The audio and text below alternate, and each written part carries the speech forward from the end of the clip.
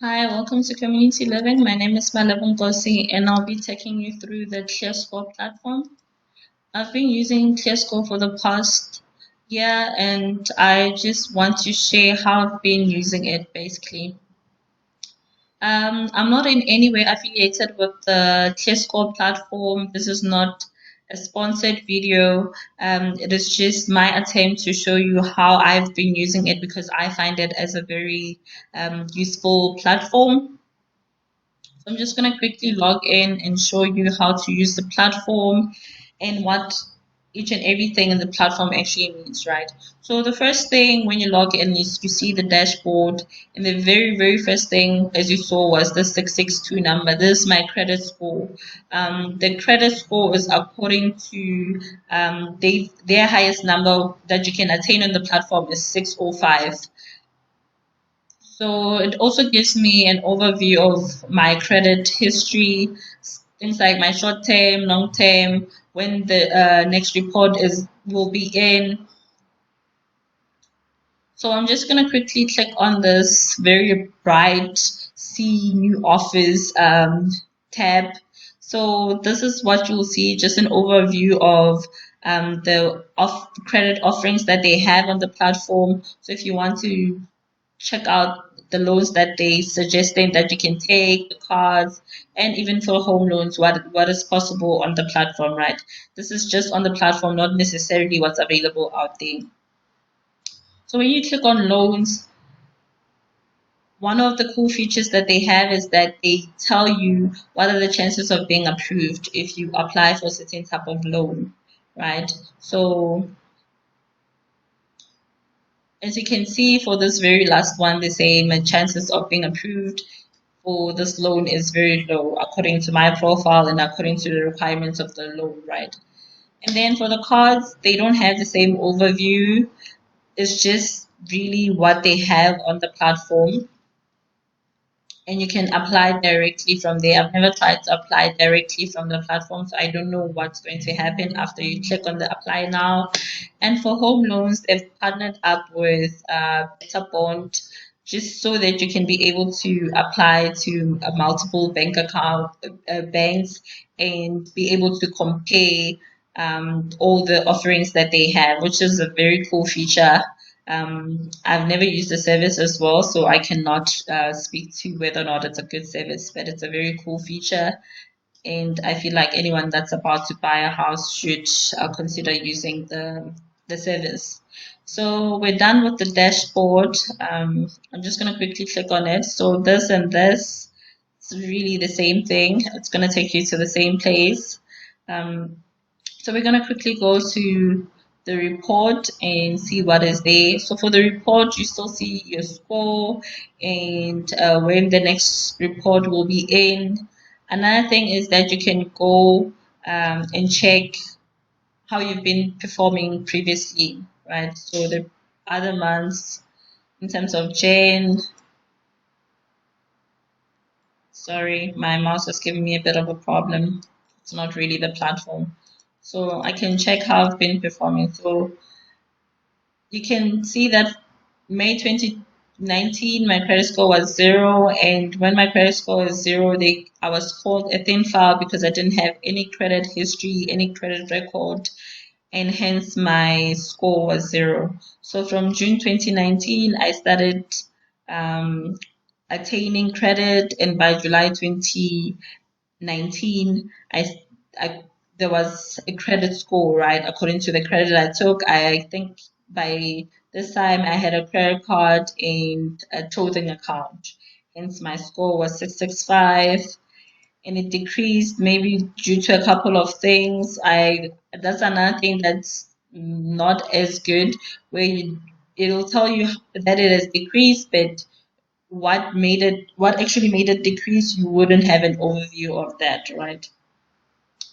So personal information, the average in your area or average in SA, factors on your report, things that you're doing well, things that you need to improve, right? And then account overview to say, okay, credit cards, telecoms, and others, what is happening there. another thing you can see that it sort of shows you the limit, right? So according to, or the credit utilization. So according to this credit card, I've only used 2.5. So this is just like another dashboard overview where it shows that I've only used this portion of my short-term debt, which is for credit cards. So these are the accounts that I have. When I click on them, I can see what has been happening when I open the accounts and all these other details that I might be interested in, right? It will show you for all types of account. If I had utilities, they will be here. And as it says, the data is provided by Experian. Experian is one of the 4 credit bureaus in SA, which are responsible for providing a credit report to every South African citizen or South African, every person that's in South Africa that has some form of credit record or credit history, right? They they're only obliged to give you one report a year. So TransUnion is one of the credit bureaus as well, but for TransUnion you don't have the same type of overview as Clearscore. You'd have to pay for the services. If you want to see your credit score and report on a monthly basis, you'd have to pay for the services. I think it's about 40 rand a month. So yeah, offers is the same thing as we saw the dashboard. And then another very cool feature is the timeline. For their timeline, yeah, so for the timeline, it gives you an overview of what has been happening for the past 6 years. But since you can see that I've only had started having a credit record in 2019, I think that's why for my credit record it was limited to 2017. And the reason why it was probably limited to 2017 was that was probably the time when I had a credit inquiry of some sort. I think I had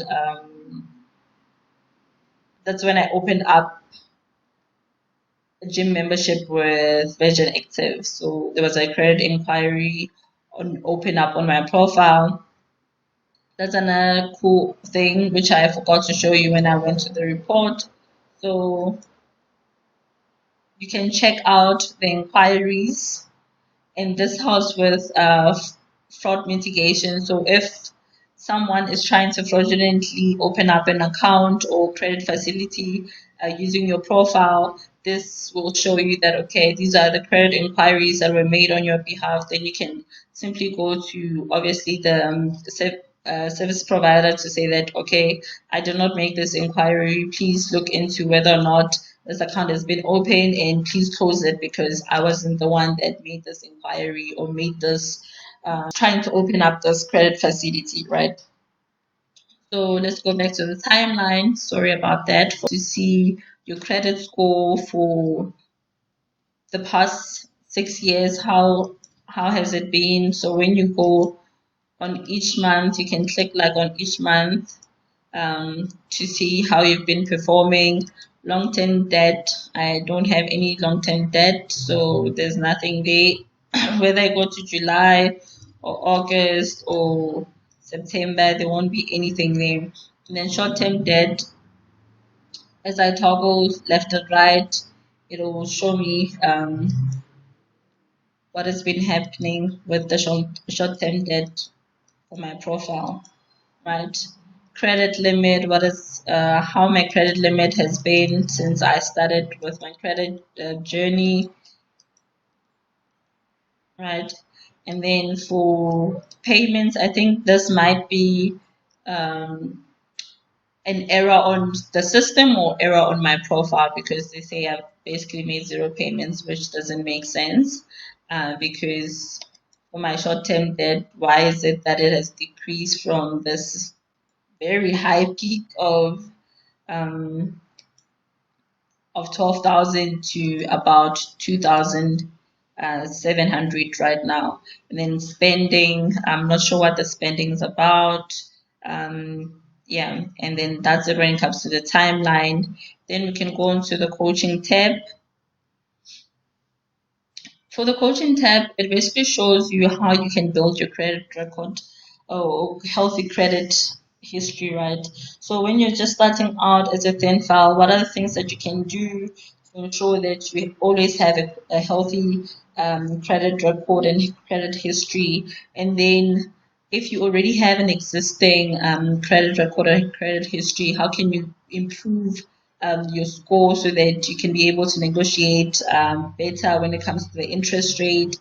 And if maybe you've had a credit record and credit score um, that has been really bad and you'd like to repay, what can you do when it comes to that, right?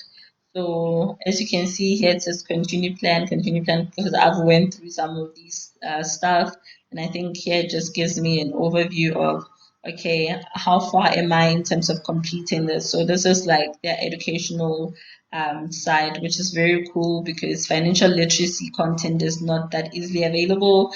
But I wish there was more content. But it's a step in the right direction. So yeah, I think I've covered everything when it comes to the platform. So thank you for joining today's episode, and I hope it was useful.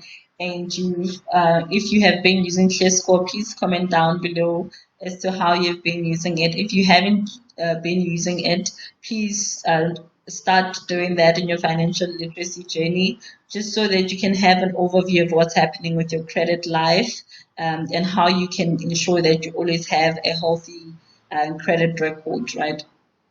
Also, just give comment down below if you do have any questions, or if you want like an additional video to explain a certain portion of what I've said. So yeah, that's basically it. Thank you for joining.